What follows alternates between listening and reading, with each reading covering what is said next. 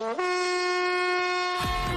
Daily is daily Vikings entertainment. We just want the Vikings to win a Super Bowl before we die. I will ride with this group. Seriously, man.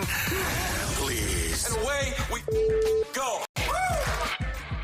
All right, sorry, I know we're a few minutes late here. As always, we were just bitching about the Timberwolves behind the scenes here, and we lost track of time.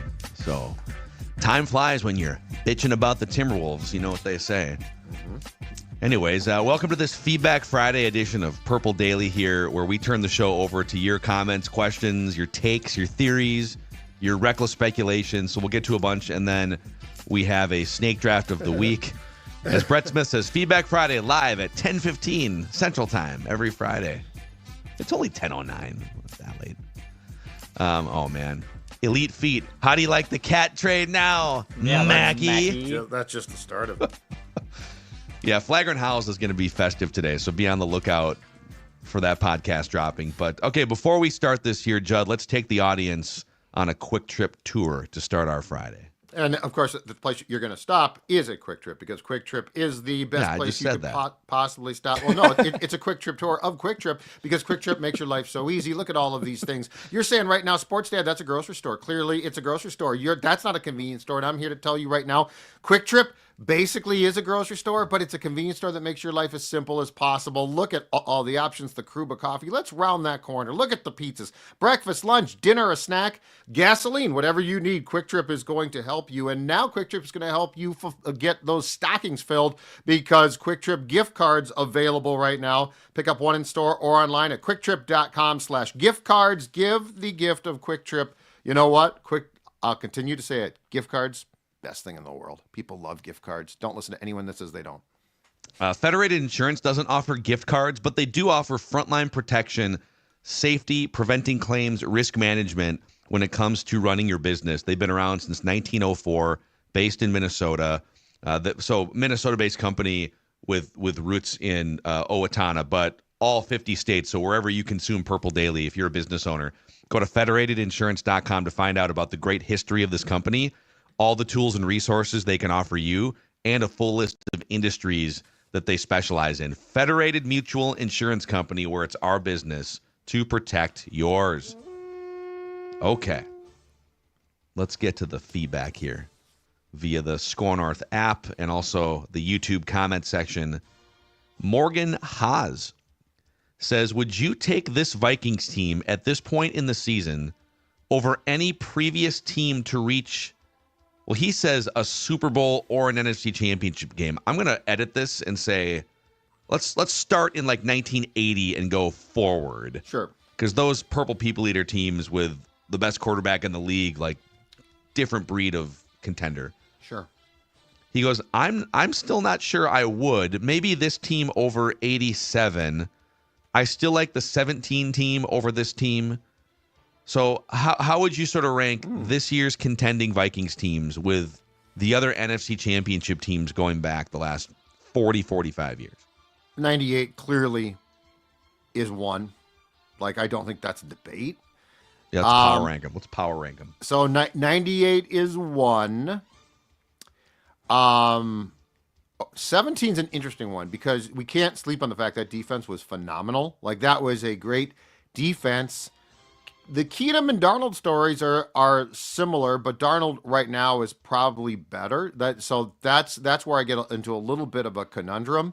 But I will say 17-2, this team 3. The team that went in 2000, I didn't like that much. I know that it was the remnants of the 98 team, but I did not think that team, like, I was legitimately surprised that they got that far. I was also surprised they got their ass handed to them by the Giants.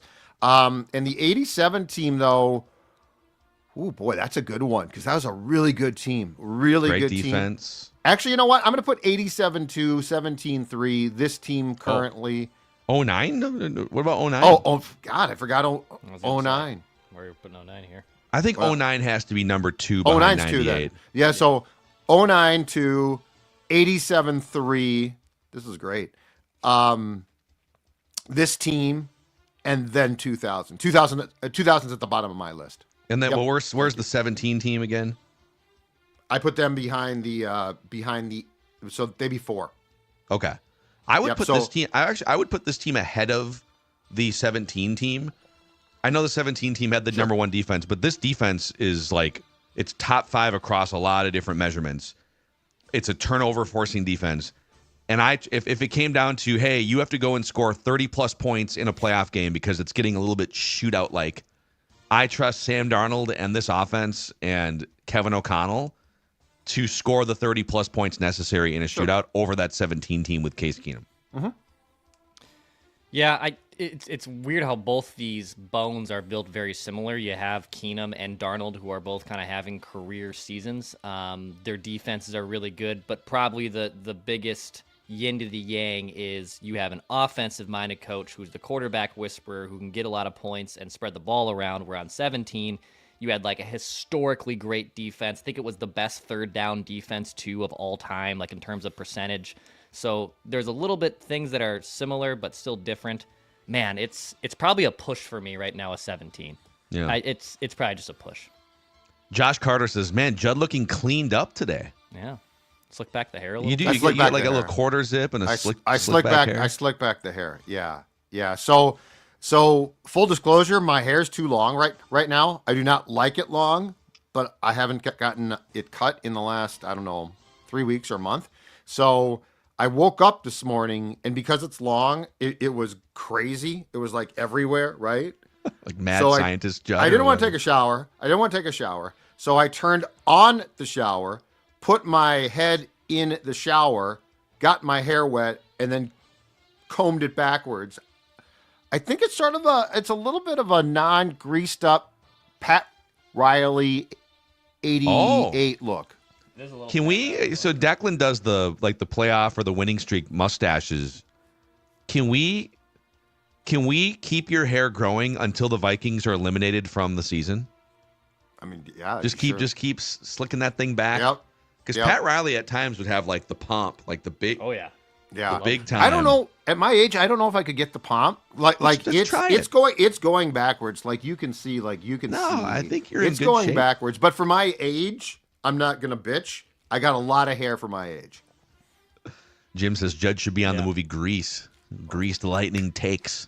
Greased Lightning. Yeah, I love it.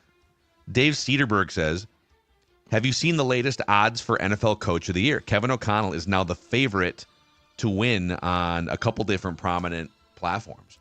So yeah, now that we're like 3 games left here, who are the 3 finalists? It's got to be KOC, Tomlin. I think Tomlin's got to be one because nothing was expected there. I feel like the Dan Campbell team. Dan Campbell depends on the next 3 weeks a little bit, right? Can you coach through some adversity here and finish strong? Who's the next surprising team? Like I just feel like ordinarily this list comes from Sean Payton's a good one. And they lost last night. Well, I mean Jim Harbaugh. Yeah, it's a 9-win team. I just don't feel like we reward coaches of teams that were expected to be good. The Commanders they're a 9-win team, right? So Danny Quinn. Yeah, I think you might have hit it. I think it's Sean Payton. Harbaugh would be good too. Jim. Yeah, I feel like the Washington steam has settled down a little bit. Elite Feet says Nick Sirianni, which is funny because I think he's joking, but if you take away the drama and some of the stuff you see, I mean the Eagles are awesome after being a train wreck down the stretch last year. Yeah, replacing a Hall of Fame center. Yeah, they're so despicable, like just as a group. The Eagles. Yeah, like just the infighting, the BS. Sirianni, despicable. I would love that rematch. NFC playoffs. I don't know how it would. It depends on how the bracket shakes out. But against Sirianni. In this stadium this time. It'd be great if it could be in U.S. Bank. Yeah, you don't probably want that in the link. It might get a little dicey. I'm fine with that too. I'll take all comers here. We don't need to be afraid of I'm just saying ideally though. I'm trying to say ideally. Yeah. Trevor Grant says hypothetical quarterback question here. Let's say JJ McCarthy isn't ready to go next year for whatever reason. Darnold's too expensive, so he's gone. Which one of these 3 would you pick in for your fill-in bridge quarterback next season, assuming salaries are equal across these 3 players? You would get all of these 3 players would be like very low contracts. Daniel Jones, Kirk Cousins, Aaron Rodgers. Daniel Jones. Heartbeat, Daniel Jones. I do not want anything to do with either of the last two. They're now damaged goods. I don't want. I thought it was hilarious this week when Aaron came out and was asked about, if you come back, will you help cultivate our next QB? And he's like, oh yeah, I would. Dude, you are a cancer. I don't want you anywhere near my next. Yeah. I don't care what you promise. You are going to get nowhere near. And Kirk, Kirk's not necessarily a cancer, but I'll take Jones. I'll take my chances with Jones because I'm really taking my chances then with Kevin O'Connell. I'd go Daniel Jones. I want nothing to do with Aaron Rodgers on this team. Zero. Ryan Clark absolutely cooked him on Twitter to this. It was phenomenal. It was also Ryan Clark phenomenal. needs to just calm down a little bit too. I think everyone's taking it so seriously. I've got people in locker rooms that know who you really are, kind of talking. It's like this is sports. Like, why are we getting all weird on the internet? I think it's because they don't play now, and like in Clark's case, it feels like, and he's really good, but it feels like he is like taking this as an athlete, right? Like they're gonna play a big game. Like he said, I have Emmys and I have this. It's like, yeah, I'm with you, Phil. It's like, okay, dude, everyone that's just great. Calm down. Yeah, but and if that's what you believe, like if you think Rodgers is an a-hole and you say that and he pushes back, okay, yeah, that's not going to change your opinion. It is funny how much those two clearly hate each other going back a long time. Yep. I would say so. I'm with you guys on Daniel Jones. I guess if the question was just if all three of those guys were lined up in Kevin O'Connell's system for 1 year, no other factors other than who plays the best, I don't know that I would put Daniel Jones number one, although quarterback rehabilitation school is going to be interesting for him. Don't sleep on that. But I think if you look ahead, let's say Daniel Jones comes in for a year. It's like a 1 year Sam Darnold, maybe it's 8, 10 million, whatever it is. And he plays enough to show value. You're likely to get, if he signs a multi-year contract somewhere in 2026 offseason, you get a comp pick. So because part of the quarterback rehabilitation university here or program or school is can you bring guys in that have no value, resuscitate them, and then get draft pick capital for them after they graduate, right? Yep. Or you franchise them and get a higher draft pick. Right. 100%. Be great. Franchise Daniel Jones. I love what we're already talking about. Like, Daniel Jones has been here for 2 weeks. Hey. He's not even under contract for next year. And we're like, oh, yeah, this is going to turn this around. The Darnold thing, though, is not a fluke. And so it opens up this really weird door. Because it's not a fluke.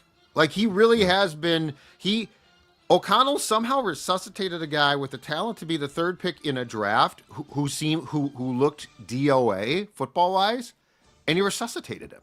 Yeah.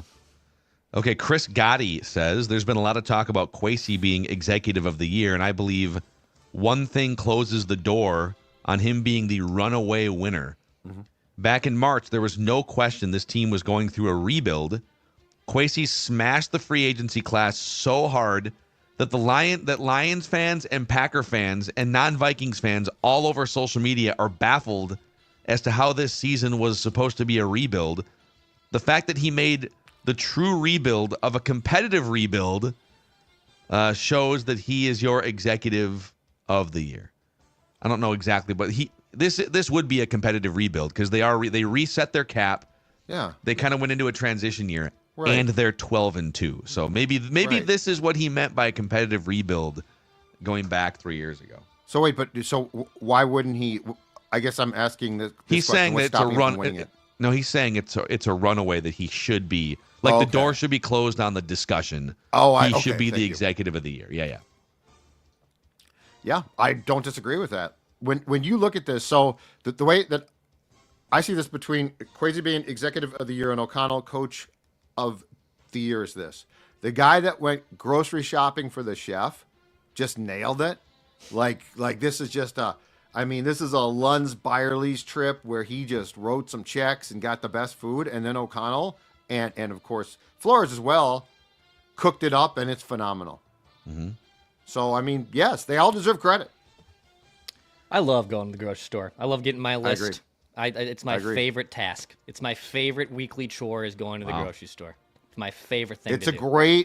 It's relaxing, I think. It is. And I prefer, and I would say I have to do it alone.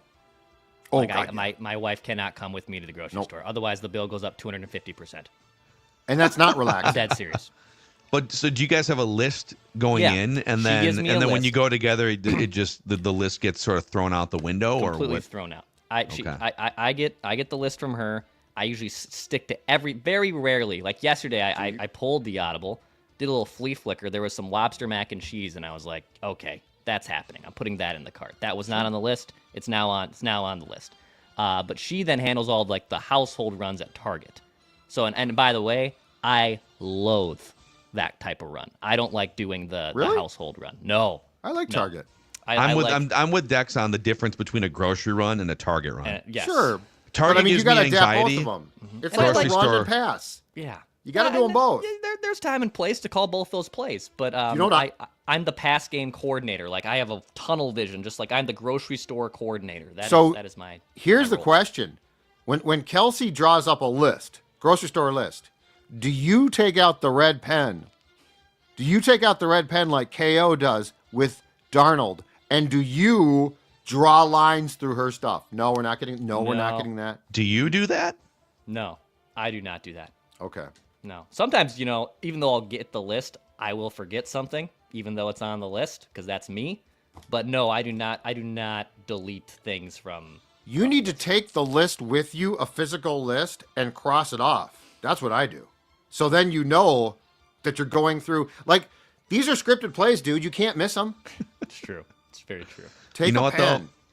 I feel like we always have a script or a loose script, and then old Macadat gets to, like, the pre-prepared food section every time, and it's like, oh, you're Nick Mullins. Nice. You YOLO the grocery store. You YOLO the grocery store. You're about to be sacked. You're like, I'm just gonna throw it up. And it's always, it'll be like, I'm just gonna take a quick little tour through the pre-prepared, and my wife is like, oh man, he's gonna come back with 14 different sandwiches and things. Just gunslinging the grocery store.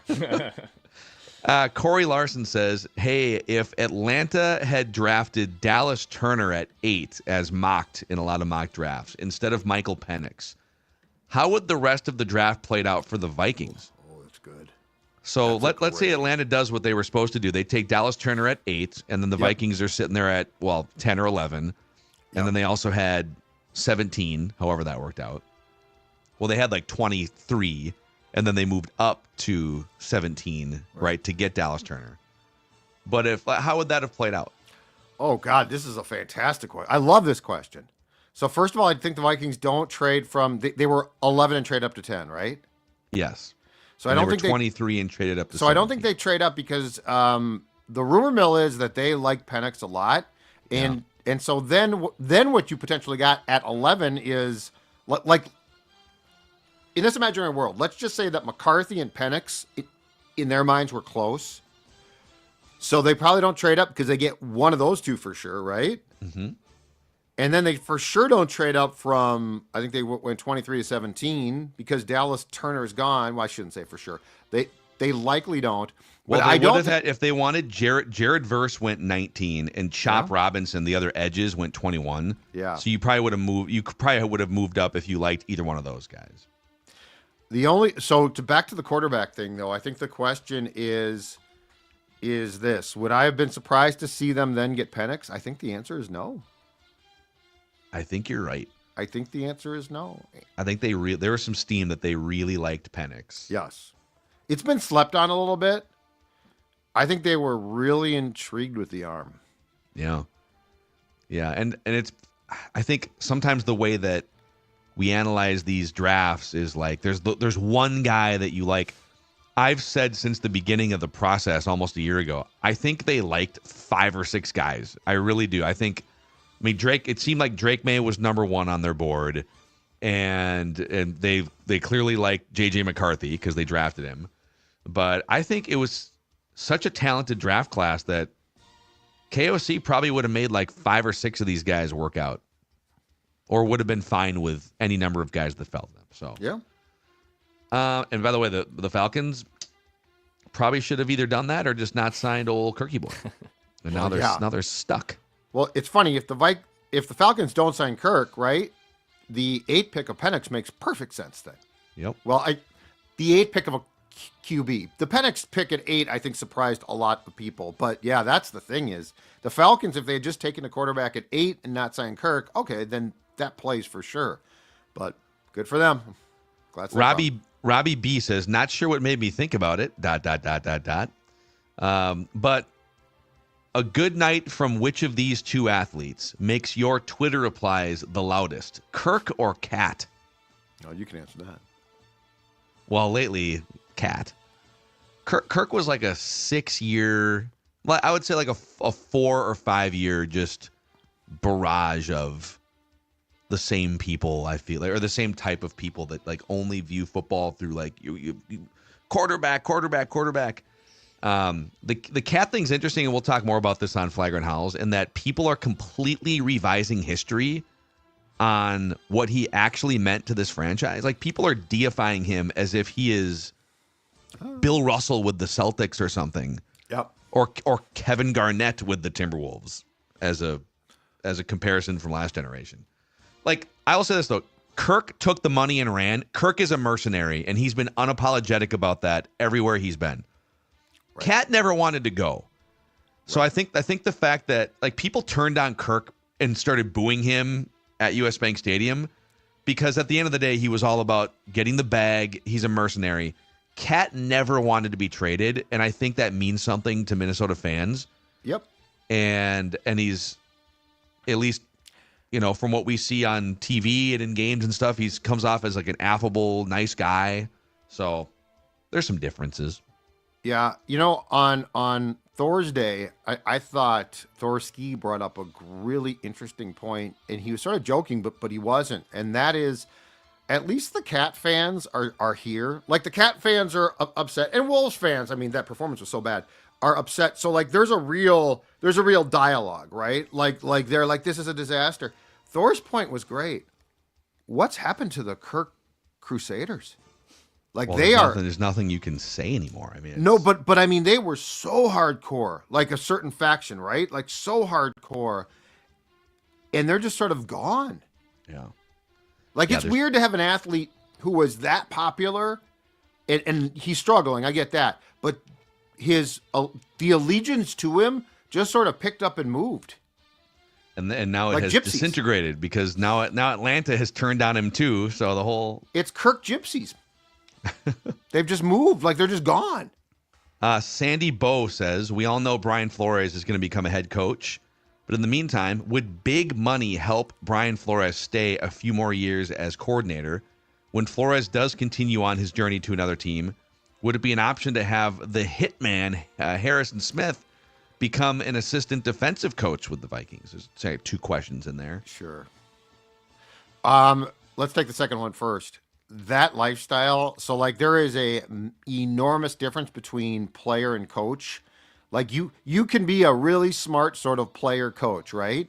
But when you bite off what goes with being a coach, that is hours. Like keep in mind, football's a brutal sport, and there's a lot of recovery and a lot of commitment for players, but they're not spending hours in the building like coaches are. They're not there until 2 a.m. watching film, grinding. So I would say, I don't know what you guys think about this, not knowing Hitman well, but having covered him, I don't know that he wants to make that commitment to a lifestyle, which just basically means you are there all the time. I think he's going to peace out and just live a low-key lifestyle. I think he's got a lot, but like he's like way into golf now, and he's like got all of these things. So he strikes me as a guy who's going to retire, and he'll come back, Ring of Honor, waived potential Hall of Famer, but I don't see him like seeking out a position on Kevin O'Connell's staff. Yeah, I'd be pretty surprised. I think he's gonna probably slip off into the sunset and be a pretty low key dude. I think he just had a kid too. Like, he's a new dad, so obviously he's spent a lot of time away in general. So I bet it's more of him sticking around and sticking around with his family and just keeping a low key profile. And the Flores thing, I think, is one. Yes, I think that they would and do pay him well. I think that comes down to a lot of things. And one of the most important, beyond the fact that he's still currently in like a 4-year lawsuit against the league, which has hindered his ability to get a job. But I think part of this also goes to Brian Flores does need to be, and there's very few jobs, but he needs to be sort of careful here, because I don't think he gets a strike 3. Like strike 2 is going to be, I think, it. No one really gets a strike 3 in the NFL, right? Yeah, and if you take, let's just hypothetically say the Jets job and the stuff that's come out there, Woody Johnson, their owner's a maniac. Like, he's a maniac. And I know there's not a lot of jobs, but do you really want that to be your next sort of gamble of, I think I can fix this? He needs an established quarterback.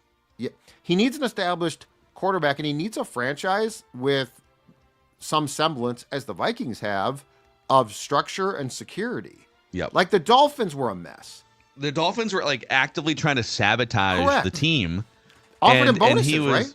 And he was winning games despite that undercurrent. So right, but if he does that again, like let's say he goes and does a good job with the Jets, but of course they're the Jets, so they submarine him again. I don't think he gets a head coaching job again after that through no fault of his own, which is why I think that he has to be careful. On the Harrison Smith front, if I were him and I was ending like a decade and a half, potentially Hall of Fame career, I would probably just go and like relax and get massages every day at Woodhouse Spas. There you go. One of 3 metro locations: Maple Grove, Woodbury, Rosedale Center, locally owned and operated. And hey, it's December 20th. If you haven't checked off, gifts for all the people in your life, think about your wife, girlfriend, mom, somebody in your life. A gift card to Woodhouse Spas could be the ticket for you, because they have over 70 spa services, including massages, body treatments, nails, facials, you name it. Could be a great gift for someone, a stocking stuffer. Go to woodhousespas.com or just stop into one of the 3 locations, Maple Grove, Woodbury, Rosedale Center, and grab a gift card that way too. Also, Nicolay Law, a shout out to them, the exclusive personal injury law firm of Purple Daily. Russell Nicolay and his team, which are very ingrained in the Twin Cities here. They're just your normal everyday folks that are here to help make sure that your life is a little more calm and less complicated when you or a loved one gets injured. They're here to help you get the compensation you deserve after the accident. So if you've been injured, get Minnesota's local award-winning injury lawyers. Get Nicolay, nicolaylaw.com, or give them a call at 1-855-NICOLAY. Let's go to Andrew Grill here. Hello, gentlemen. My fiance is a Seahawks fan, which means I watch almost every Seahawks game. Here's what I think of the Seahawks so far and how the Vikings can take advantage. So we have a scouting report here from Andrew. Intel. Yes. He says their offensive line is a weakness. Not only have they rotated lineups all year due to injury, but they also can't give Geno Smith enough time. The Seahawks offense designs routes downfield, though Geno doesn't get enough time for those routes to develop. Vikings should blitz all day long. We will blitz all night. We want them to remember the night they played the Vikings. The Seahawks run defense is below average at best. Expect to see a heavy dose of Aaron Jones and Cam Akers, especially in the rain. I'm curious as to how you think the Vikings can capitalize on these weaknesses. We will be traveling to Seattle to attend the game as well, hoping to bring the energy on Sunday. Andrew from Salt Lake. Great environment. I think he's probably right. I think they will probably blitz a ton.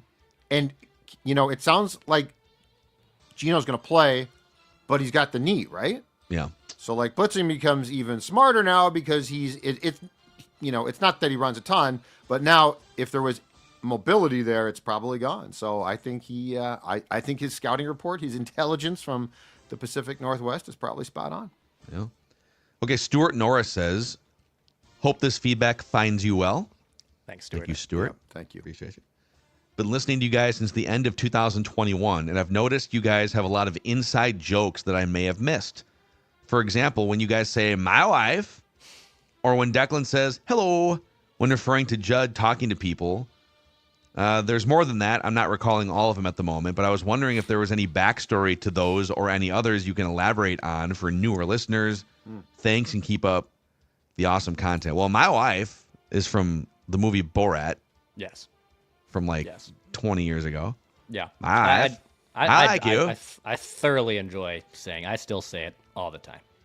Do you It's say just it great. in the presence of Oh yeah, all the your time. wife? Anytime I introduce her, like, this is my wife. I mean, I feel like 'cause that movie came out when I was like 14. I saw that movie. I've seen a lot of movies that you shouldn't see with your parents. That was one of those movies. I saw it in theaters with my mother and father. Not a fun experience. Like there was jokes. That movie where is yeah. Dude, people didn't. I saw that movie when it came out twice in the same day. The first day, my roommate, I had roommates in college and then some other friends. I'm like, I'll go see it again. It was hilarious. But there were people that went to that movie, like older couples that really didn't know what they were getting into. Yeah. I've never seen more people stream out of a movie while it was playing than Borat. Oh yeah.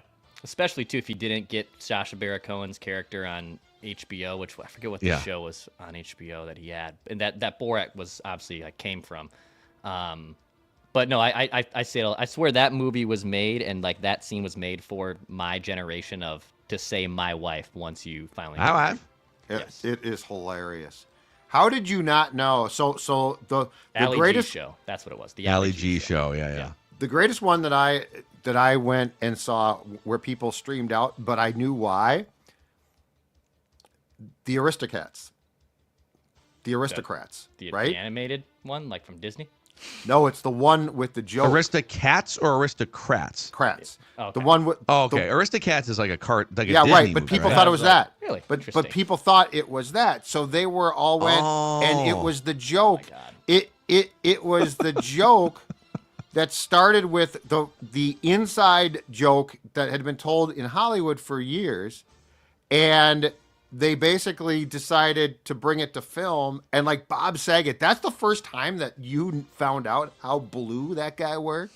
Oh yeah, Bob Saget just Full House is on a different island from everything else that Bob Saget ever touched. It was the greatest, and people are streaming out of the film, and it was the damnedest thing because it was hilariously funny. But people were like, "This isn't what I paid to see." It's like, you didn't know, you didn't pay attention. There's only one movie I've ever walked out of. It was Nacho Libre with Jack Black. Bad. I've not seen it. And I've tried to rewatch it. I still think it's terrible. And then Christmas, even we're gonna do a Christmas ranking movie. I'm gonna spoil something for you. If you two want to take this movie, go for it. Christmas with the Cranks. I almost walked out of. Almost walked out of, but only once have I ever done it. Yeah. For the hello, that is what Judd has historically said to people in the work hallways that he kind of knows. He knows he should probably know them, but they're getting coffee at the same time, and so you'll just hear from behind the cubicles someone will say, "Hey, Judd," and then Judd will say, "Hello." Yep. And just try to avoid the interaction. How you doing? Basically. Yep. But then you just keep walking, eyes down, head down, keep Head walking, down, key to life. eyes down. Yep. You did a pretty good job at the company luncheon the other day. I felt like you got in there, you stayed off to the side, let people kind of come to you. You kind of controlled the interactions and the pace. There is nothing worse, in my opinion, than a luncheon where it's great to eat, right? But you're at a table with a bunch of people, and then the speakers start. I can never get comfortable. So the great thing. What are you supposed to do? Are you supposed to turn? Well, yeah. And first of all, my back. Clap every time. My back was to the stage, but second of all, I just don't think it's that comfortable to sit there. So the nice thing was this place had tables that you could stand at or high top. So it was great. It was good. I was very comfortable. I would go back next year now. Like a year ago, it was terrible because you were stuck in that table setting. No, I don't want to be in the table setting. I want to be able to move. I feel you. Okay, Sean Renner says, and then we'll get to the snake draft of the week here soon, which is, as Declan alluded to, Christmas movies, a Christmas movie snake draft. Sean Renner says, you could learn some lessons from Kirk on Class. All you guys did was bash him after the Vikings-Falcons game, and all I saw was the love all of his former teammates and employees with the Vikings have for Kirk. Watching literally everyone in the organization walk up to him on the field after the game and embrace him because Kirk is such a class act. How his teammates and Vikings employees treated him after the game says everything. That's who matters to Kirk. You can't keep his name out of your mouth. Kirk moved on months and months ago. Maybe it's time for you to do the same instead of thinking you're some tough guys taking shots at him on Twitter. Grow the F up. Kirk could teach you something about class.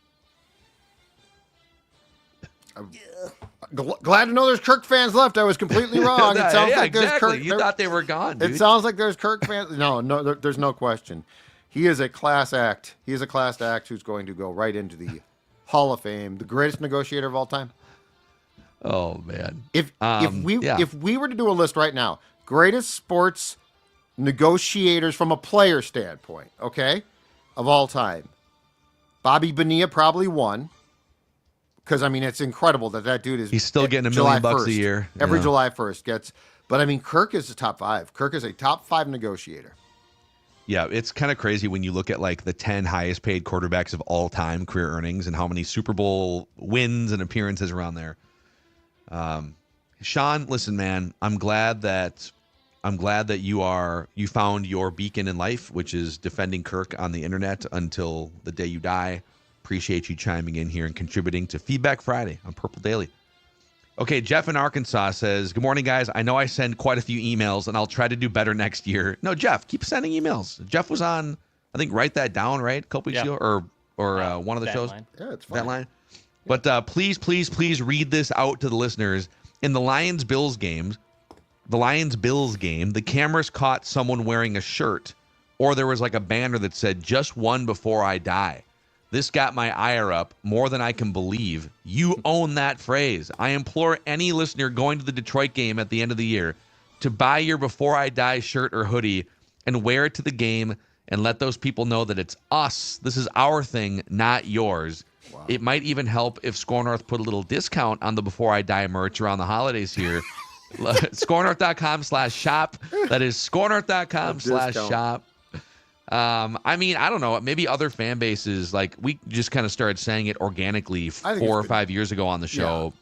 I think Buffalo has. I believe I have seen that some Bills fans have said that. Now, where Detroit doesn't really get to say it is, I feel like you have to have gone to Super Bowls and lost them, because like Detroit is like, what before you die? A division title? There's steps to this, Detroit. Get in line. Yes, okay? Exactly right. Like you are way back. I think it's Buffalo Bills and Vikings fans really have a right to that statement. Yeah, agreed. Because when you've been like championship relevant or close that many times, it's even more devastating. I mean, I'm not saying it's not hard to be a Lions fan, but you can count most seasons, the last 50 or 60 years, you kind of know your team sucks going into the year, and it's Detroit has given you years and years of opportunities to rightfully bail. And you're still there. Like the Vikings and Bills are often good. I mean, the Vikings especially, more so probably. Like the Vikings, I understand it's harder to detach because you're always like, well, they are pretty good, right? Like the Lions, that's a you choice, people. Yeah, it is kind of funny though how many people, I feel like in today's sports viewing age, because of just you can watch anything. You can watch any game around the league. You can watch like European soccer. I feel like a lot of younger like the Gen Xers get attached to players more than they do teams sometimes. Ooh, yeah, that's a good point. So I just feel like it's easier for people in the last 25 years to just bail on a team that maybe they grew up in the state of and just pick a new team. Yep. And there's been a lot of Vikings fans who've called into this show or at Vetline or Write That Down who've said, yeah, my family was a Cowboys family. I've never even been to Minnesota. And I just watched Randy Moss in 98 and was like, yep. Or I played Madden in 2009 or something and became a Vikings fan. That's a great point. That's exactly right. All right. Let's do a snake draft here, presented in part by AG1, which I have one of these travel packs in my hand right here. AG1 is all about nutritional supplementation, fortifying your body, ensuring you're giving your body the nutrients it needs to thrive. Each scoop of AG1 contains whole food sourced ingredients to support gut health, focus, immune health, and more. Trusted by top athletes all over the world, AG1 is a simple, comprehensive, foundational nutrition supplement for whole body health. One scoop or one of these travel packs mixed with your water in the morning or maybe in the afternoon helps you fill nutritional gaps so you can stay focused on whatever it is, like whether it's sports takes or whatever it is that you want to stay focused on. If you want to take ownership of your health, it starts with AG1. Try AG1 and get a free 1-year supply of vitamin D3, K2, and 5 of these free AG1 travel packs with your first purchase. Go to drinkag1.com/purpledaily. That's drinkag1.com/purpledaily. All right. Beautiful. So, Dex, it's been like a weeks since you've been on a draft, right? Been a while. That's what happens when you leave us. Yeah, I think. That's what happens when you take time to decompress. Yeah. I did. Hang out with so your I missed wife. 2 when I was on the honeymoon. I don't think we did one on Thanksgiving weekend. So I don't think I have been on a snake draft since the infamous coleslaw pick.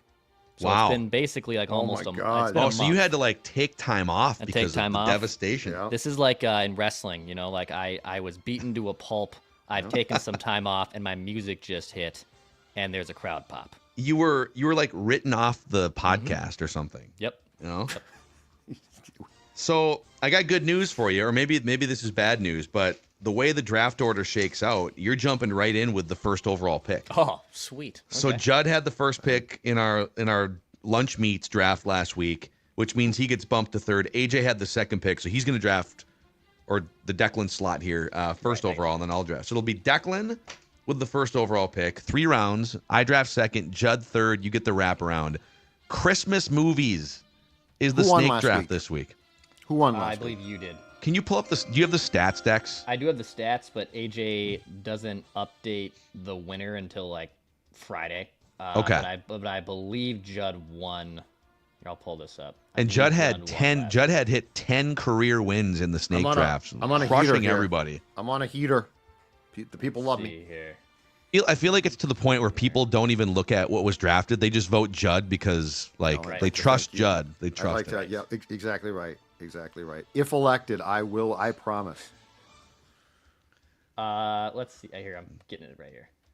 So last week was the 13th, December 13th. Yeah. Been actually doing a lot of tweets in the Score North account here. Yeah, what we awesome. do. Let's go. Is what happens in Flood, Score North County. flood right. these people with takes. A lot of morning Clickbait. Judds, Clickety afternoon click. Judds, evening Clickety click. Judds. Yep. Judd won the lunch meats draft with a 46.6% vote. AJ was Wow. second at 31.4. Phil was third at 22. Can I just say too, Judd taking roast beef with the first overall pick is a very much of a Judd pick. Like Baller. I love that Judd loves roast beef. It's Not- like not the a Lions surprise at all. taking a running back, like Yeah. way higher than Hey, you Dan probably Campbell. should, and it works Yep. anyways. It's you a know? Dan Campbell pick. You know?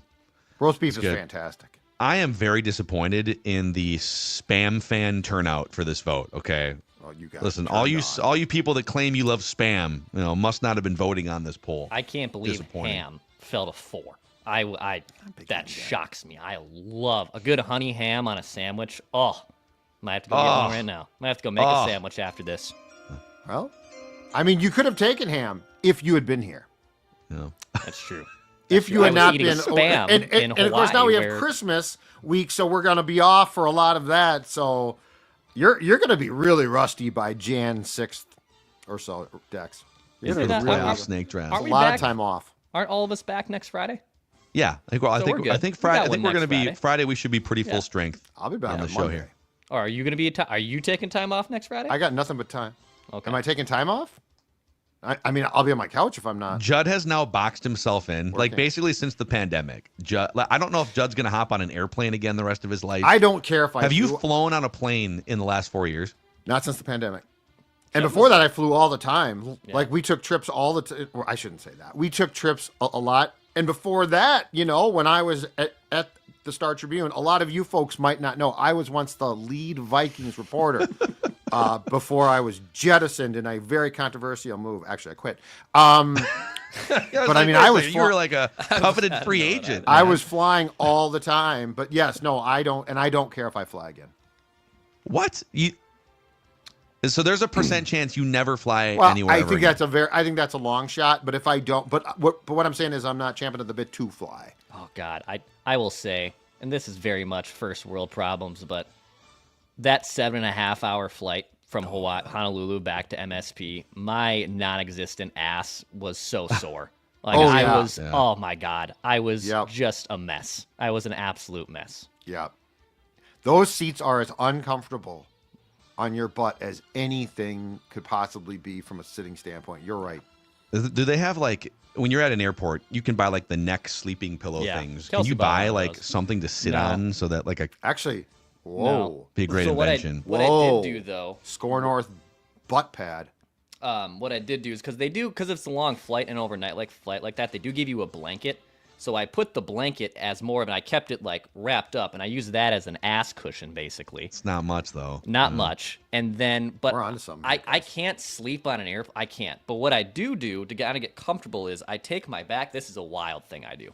I take my backpack and I put it frontwards, like I put the straps like this behind, like in front of me, and then I cradle the backpack. Because then that way, at least, like, I'm leaning against something. Because if I sleep like this, I get the restless legs. People think you have a baby. They're like, this man is a baby. Dude, I'm with Dex in that, like, my head will, like, bobble all over the place. Yeah, I can't. And then you're, like, drooling on someone you've never met before. It kind of keeps me at least somewhat comfortable in place. And I probably slept maybe 45 minutes. Wow. Maybe. I don't even know. The red eyes from west to east are the absolute key. Because you're so tired, you fall asleep. That's bad. I used to love those. Anyway. So with that, Declan is on the clock with the number 1 pick in the Christmas movie Snake Draft. I'm glad I had the number 1 pick because I love this movie so much. And I think it probably would have gotten to me with any of the first round selections between you three. Maybe I'm making a huge assumption here. But regardless, thankfully, I have the first overall pick. So give me Christmas Vacation, which is not only the best Christmas movie, it is legitimately one of my top 3 to 4 favorite movies of all time. I could watch this movie year round. It's also maybe the number 1 movie I could be blindfolded with and probably quote the whole thing start to finish. I love this movie. It's good. So Christmas Vacation. It's a great. I feel like there's several movies that you could consider for the number 1 overall pick in this draft. There's going to be one. There's going to be one though. If Declan does not pick, I will be absolutely astounded. I will withhold that, of course, until we're done. Okay. All right, so I'm on the clock here. This is a packed big board, man. A packed big board. Yeah.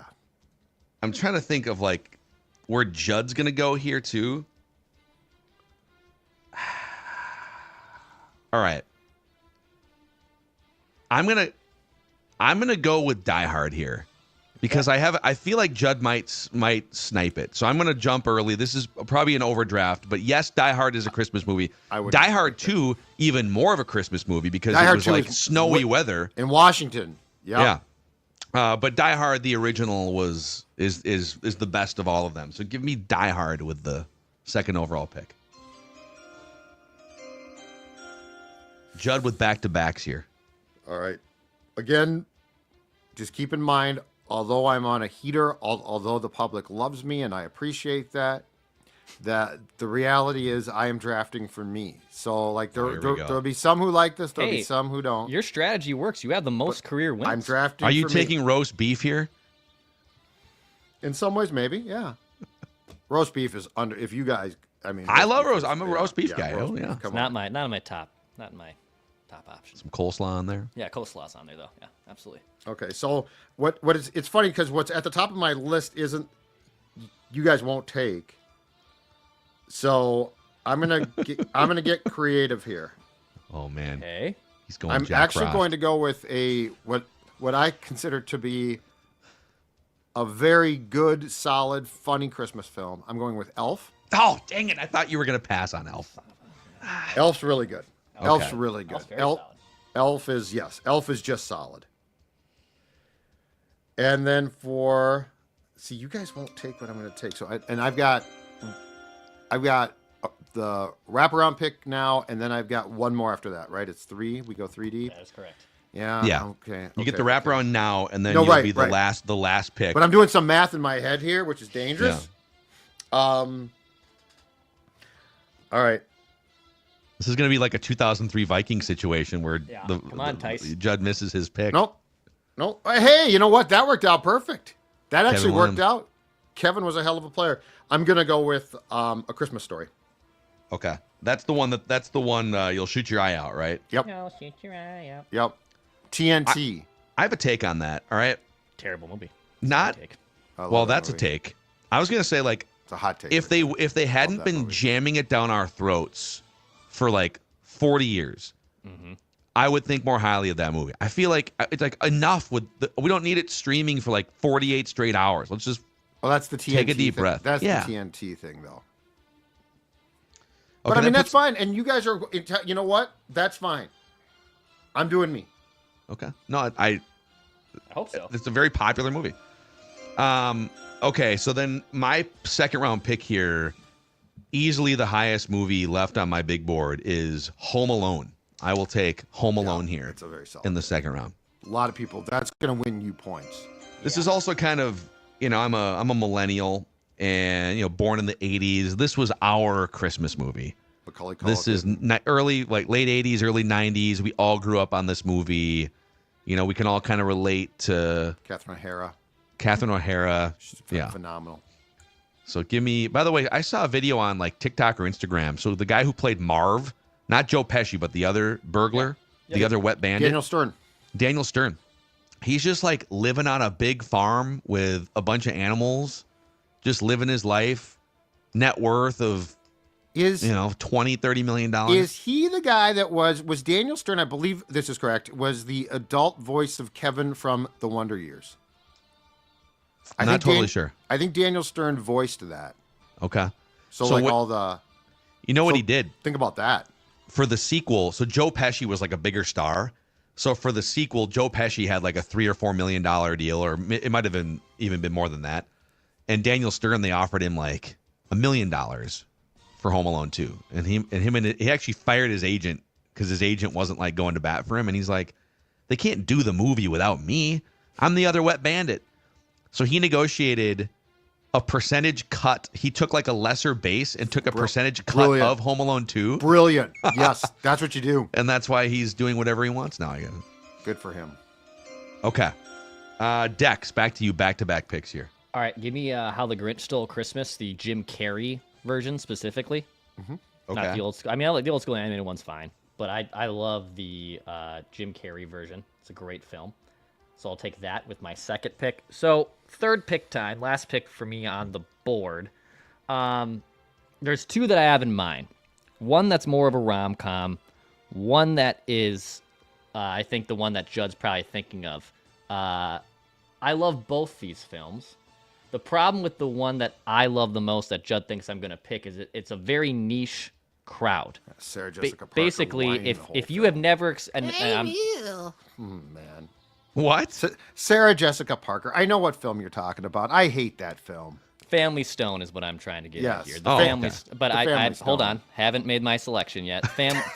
Hold on. I heard it. The problem is if you have really never experienced Dead Parent and or you hate Sarah Jessica Parker, it puts a very niche, narrow-minded people, a small amount of people, I should say, not narrow-minded, small amount of people that love that movie. I love that movie. I love Sarah Jessica Parker, but I'm not going to take it. So I'm actually going to take Love Actually, which I love. Dude. Great pick. Love Great Actually. pick. Great It's pick. a great film. It's a great I rom-com. have to interject here, okay? Wild mistake here by Dex, because if you're going to go into the rom-com territory, The Holiday would be the correct pick here over Love Actually. No. If you were to take the risk like you did of going into the rom-com No. space. Love Actually is a great Love movie. Actually is a great film. I loathe The Holiday. I don't find that movie enjoyable. It's not my favorite one. The comments are just... That's fine. Oh, and that's man. fine. I'm good with Love this. Actually, where they show up where the guy shows up at the door trying to recruit the free agent. Chevy Razy Chase says, so what about Ernest Saves Christmas? Hey, man, those Ernest movies, highly underrated. Highly underrated. They were funny. They were good. All right. Wow, Declan getting Phil bashing him. So there's three here, and I think I know where Judd's going, and you can. I think you can have it. There's three here, including 2 sequels. Do I want to double up? Is the question here. Home Alone 2. Die Hard 2. Just know that Home Alone 2 is very, very, very high on my list here. Lost in New York. But I've already drafted Home Alone, so it's kind of like Bad Santa from Elite Feet. Bad Santa, that's a good one too. Good one. But Really with the 8th pick in this Christmas movie snake draft, I will take The Santa Claus with Tim Allen. Okay. The Santa Claus. Okay. Where he becomes Santa Claus and calamity ensues. Great series, by the way. Santa Claus 2, pretty good. Yeah. Pretty good sequel. Tim Allen. This puts me in a very difficult position because I've got two films. I need an interpretation from the committee, first of all. Okay. So here's my question. Is A Charlie Brown Christmas a movie? It was a made-for-TV movie or special. So. Yep. Okay. But It's a Wonderful Life is still out there. How do you not take it? You talk That's your about this movie favorite more movie. than Yeah, any you other get movie I've ever heard. You get emotional. It is. Here's my problem. A Charlie Brown Christmas, where Linus tells Charlie Brown what Christmas is about. I'm starting to tear up right now. Okay. I'll tell you what Christmas is about, Charlie Brown. I'll tell Linus to take a shower. That's Pigpen. Okay. Yeah, whatever. He's got the blanket. God, this is tough. Because, both these films make me cry. Mary! Oh, this old drafty house. It's a Wonderful Life. There it is. Take it. Okay. Mary. Yeah, it's a classic. Clarence. What else did you guys have on your big boards? Just out of curiosity. I had Scrooged on mine. Bad Santa, Scrooged. Bill Murray. That's a great one. Yeah, Bill Murray's fantastic. Scrooged is a play on Christmas Carol. It's like an modern in the 80s, I guess. It's good though. I had obviously Love Actually. I don't know if there's really like that many other ones I love a lot. I joked about Jack Frost with Michael Keaton. I'm a fan. Yep, where Michael Keaton, spoiler alert, dies and turns into a snowman. Yeah. Another dead parent one. I think Polar Express is massively overrated. Agreed. That's kind of scary. Like it's scary, like terrifying. Not even scary. It's terrifying. I've seen parts of it and I don't like it. Oh, not a fan of that one. My wife loves Serendipity, another rom-com one. I don't really like that movie. Not a fan of that one. Yeah. Let's see here. I kind of regret not taking Home Alone 2. Not gonna lie. Okay. I think there's regret throughout this entire exercise. This is probably we've had big boards with lots left. I think this is the deepest one though, where I actually regret not going 4 to 5 deep. So the teams are Declan with Christmas Vacation, the Jim Carrey Grinch movie, and then Love Actually. Judd with Elf, A Christmas Story, and It's a Wonderful Life, and then I wind up with Die Hard, Home Alone, and The Santa Claus. Voting will be available on the Score North Twitter/X account sometime here early Friday afternoon. See if Judd can continue his dominant streak of victories in the snake draft vote. This is going to be very interesting because, again, Phil, this time your first pick is the polarizing, is it a Christmas film or not, right? Yeah. But I think Home Alone's going to get you a lot of steam. Agreed. We'll see. Oh, I think Home Alone's a lot of steam. I am surprised that Declan's Family Stone choice seems to be being criticized. I thought that would actually do really well. Well, he wound up not taking Family Stone though. He took Love Actually. Yeah. Oh no, I'm sorry, I misspoke. Love Actually, I'm surprised, was criticized. I mean, it's. I think it's a really good movie. I love that movie. Okay. Dawn loves it. It's got a lot of actors in their primes. Big time actors, yeah. A lot of and in their primes. Mm-hmm. Mm-hmm. It's got Hans, who's now dead. God rest his soul. Love Actually might lose the Vikings a Super Bowl, is what people are saying. Hans and Hans is soft by then too. Like you feel bad for him. Cheating on his wife. I ever felt bad for Hans Gruber.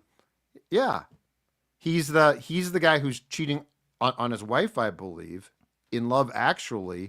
But he's got you. Okay, I was like, Hans Gruber. I was like thinking Die Hard here. Okay, that guy who's now dead. Yeah, that guy was like, you sort of felt bad for him.